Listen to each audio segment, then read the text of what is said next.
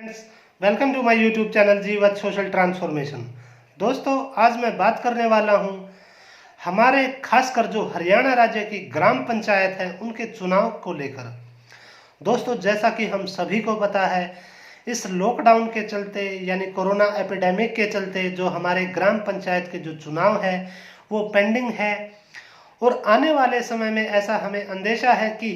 संबंधित सरकारों के द्वारा या चुनाव आयोग के द्वारा हमारी ग्राम पंचायत के चुनाव को लेकर कोई भी तिथि घोषित की जा सकती है। तो दोस्तों, आज मैं आप लोगों को बताना चाहूँगा, ये वीडियो जो है उन लोगों के लिए बहुत ज़्यादा महत्वपूर्ण है जो कि आने वाले समय इन ग्राम पंचायत के चुनाव में भाग लेने की सोच रहे हैं, यानी अपना नामांकन पत्र भरने की सोच रहे हैं। क्योंकि हमारे हरियाणा राज्य पंचायती राज संशोधन 7 सितंबर 2015 जो कि विधानसभा में पूर्ण रूप से जो है बहुमत के साथ यह बिल पास हो चुका है, इसको लेकर एक सरपंच उम्मीदवार, पंच उम्मीदवार को लेकर जो निर्धारित योग्यताएं हैं जो कि निर्धारित की जा चुकी हैं, जिनको पूरा करना आपके लिए अनिवार्य है, अन्यथा आपका नामांकन पत्र जो है खारिज हो जाएगा। तो दोस्तों, इन विषयों पर ही हम चर्चा करेंगे कि खासकर जो सरपंच पद के उम्मीदवार हैं उनको लेकर क्या योग्यताएं हैं जिनको पूरा करना आपको अनिवार्य है। तो दोस्तों, शुरुआत करते हैं उन सामान्य योग्यताओं से जो कि शायद हो सकता है आपको इनकी जानकारी हो, और अंत में मैं आपको बताऊंगा कि ऐसे जो 5 महत्वपूर्ण बदलाव हुए हैं जिनका होना, जिन योग्यताओं का होना आपके पास बड़ा अनिवार्य है, अन्यथा आपका नामांकन पत्र जो है खारिज माना जाएगा। तो दोस्तों, शुरुआत करता हूं। दोस्तों, अगर आप सरपंच पद के उम्मीदवार के लिए नामांकन पत्र भरने की तैयारी कर रहे हैं, यानी चुनाव लड़ने की तैयारी कर रहे हैं, तो जो मैं आपको बताने वाला हूं, ये चीजें, ये डॉक्यूमेंट्स आपके पास रेडी होने चाहिए, तैयार होने चाहिए। सबसे पहले दोस्तों मैं बताऊंगा आपका आधार कार्ड। आपके पास आपका आधार कार्ड होना जरूरी है।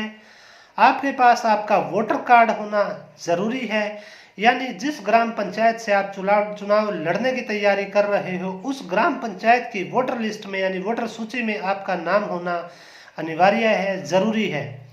तीसरा दोस्तों, राशन कार्ड आपके पास होना अनिवार्य है, यानी उस राशन कार्ड में आपका नाम होना भी जरूरी है और आपके बच्चों की सूची होना भी जरूरी है।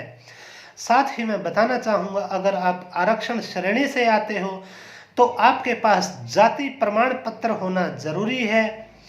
आपके पास आपका मूल निवास स्थान प्रमाण पत्र होना जरूरी है। आपके पास आपका आय सर्टिफिकेट यानी आय प्रमाण पत्र होना जरूरी है। साथ ही अगर आप किसी सरकारी पद पर या सरकारी योजना का लाभ उठा रहे हो तो नामांकन पत्र भरने से पहले उस योजना से या उस पद से आपका जो इस्तीफा है, जो आपका रेजिग्नेशन लेटर है, उसमें संलग्न होना चाहिए। साथ ही आपका एक शपथ पत्र उस नामांकन पत्र के भरते समय होना चाहिए, उसमें संलग्न होना चाहिए। दोस्तों, अब मैं बात करूंगा उस महत्वपूर्ण बदलाव की जो कि जानना आप लोगों के लिए बहुत जरूरी है। दोस्तों, जैसे कि आयु का निर्धारण तो शायद हम सभी को पता होगा कि कम से कम सरपंच पद का या पंच पद का उम्मीदवार के लिए चुनाव लड़ने के लिए कम से कम 21 वर्ष की आयु का निर्धारण है। अब जो जरूरी योग्यताएं हैं जो आपके पास होना अनिवार्य है, जिसमें बदलाव हुए हैं, जिनके बिना आपका नामांकन पत्र खारिज हो सकता है, वह यह है कि दोस्तों, अगर आप सामान्य श्रेणी से आते हो यानी जनरल कैटेगरी से आते हो और सरपंच पद के उम्मीदवार को लेकर, चुनाव को लेकर तैयारी कर रहे हो, तो आपके पास मैट्रिकुलेशन सर्टिफिकेट यानी आपका 10वीं पास होना अनिवार्य है, कंपलसरी है। यहीं पर अगर कोई महिला सरपंच पद के उम्मीदवार को लेकर चुनाव लड़ने की तैयारी कर रही है यानी नामांकन पत्र भरने की तैयारी कर रही है, तो उसके लिए यह योग्यता 8वीं पास है, यानी उसके लिए मिडिल क्लास पास होना अनिवार्य है। अब साथ ही मैं बताना चाहूँगा, अगर कोई ऐसा पुरुष यानी व्यक्ति जो कि अनुसूचित जाति या जनजाति से संबंध रखता है और सरपंच पद के उम्मीदवार के लिए तैयारी कर रहा है, तो भी उसके लिए भी जो उसकी शैक्षणिक योग्यता है वह 8वीं पास है, यानी मिडिल क्लास पास होना अनिवार्य है।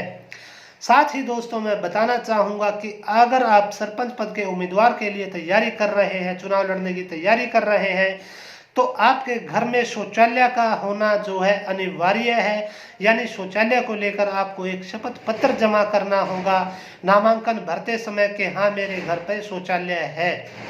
दूसरा जो महत्वपूर्ण है कि आप पर कोई भी बिजली बिल बकाया ना हो, यानी नामांकन पत्र भरने से पहले आप पर कोई जो बिजली बिल है आपके घर का है या खेत का है उसका कोई बकाया आप पर ना हो। साथ ही मैं बताना चाहूँगा कि किसी भी सहकारी बैंक का ऋण आप पर बकाया न हो। अगर आप नामांकन पत्र भरने जा रहे हो और आप पर किसी सहकारी बैंक का ऋण है तो आपका नामांकन पत्र जो है खारिज कर दिया जाएगा। दोस्तों साथ ही मैं बताना चाहूँगा, अगर किसी व्यक्ति विशेष पर जो कि सरपंच पद का उम्मीदवार के लिए चुनाव लड़ने की तैयारी कर रहा है, यानी नामांकन पत्र भरने की सोच रहा है, अगर उस पर किसी गंभीर प्रकृति का आरोप लगा है, चार्जशीट दायर है या उस पर ऐसा गंभीर प्रकृति का केस जो है रन है, चल रहा है, वो भी यह नामांकन पत्र यानी सरपंच पद का चुनाव जो है नहीं लड़ सकता। साथ ही दोस्तों मैं आपको एक बड़ी इंपॉर्टेंट न्यूज़ और बता दूं कि मैनिफेस्टो यानी घोषणा पत्र, जैसा कि आम जनता हमारा विशेष रूप से पूरे देश की जनता जो मैनिफेस्टो या घोषणा पत्र, चाहे वह प्राइम मिनिस्टर के चुनाव को लेकर हो, चाहे वह मुख्यमंत्री के चुनाव को लेकर हो, चाहे वह किसी एमएलए एमपी के चुनाव को लेकर है, हमारी जनता देखती है और अपने मतदान का, अपने वोट का निर्धारण करती है कि हमारा वोट जो है किस कैंडिडेट को जाएगा। तो दोस्तों आपके लिए जरूरी है, सरपंच पद के उम्मीदवार को ये जरूरी है कि वह अपना घोषणा पत्र या मैनिफेस्टो जो है रेडी रखे, ताकि अपने आने वाले समय में अपने गांव में जो विकास कार्य वह कराने वाला है उसकी सूची उस गांव के आमजन के पास जो है हो, उस गांव के आमजन को यह जानकारी हो कि आने वाले समय में मेरे गांव में ये विकास कार्य होने वाले हैं। और इसका संबंधित सरकारों को भी ये फायदा होने वाला है कि उनको उस मैनिफेस्टो के अनुरूप जानकारी रहेगी कि हमें किस पंचायत को कितना ग्रांट वितरित करना है, कितना पैसा वितरित करना है, ताकि वो विकास कार्य उस गांव में एक निश्चित समय में निश्चित रूप से एक जो आंकड़े हैं उस रकम को लेकर, उस विकास कार्य को लेकर सरकार की नज़रों में रहे, सरकार के पास जो है तय समय में, तय समय की सीमा से पहले उनके पास जो है वो जो है लिखित में हो, जिससे कि हमें ये फायदा होगा कि हमारे गांव में ये विकास कार्य अब होंगे, जो कि हमारे लिए ज़रूरी है। हमारे सरपंच के लिए इस मैनिफेस्टो का, इस घोषणा पत्र का तैयार करना ज़रूरी है। अंत में कहूँगा दोस्तों, अगर यह वीडियो आपको पसंद आई हो, आपको लगा हो इसमें इन्फॉर्मेटिव था, आपके लिए जानकारी महत्वपूर्ण थी, तो कृपया कर आप चैनल को सब्सक्राइब कर लें, ताकि भविष्य में इस प्रकार की ही महत्वपूर्ण जो है वीडियो आप देख पाए। साथ ही आप आई बेल बटन भी प्रेस कर ले, ताकि जल्द से जल्द इस प्रकार की इंफॉर्मेटिव वीडियो आपके पास पहुंच पाए। अंत में कहूँगा दोस्तों, जय हिंद।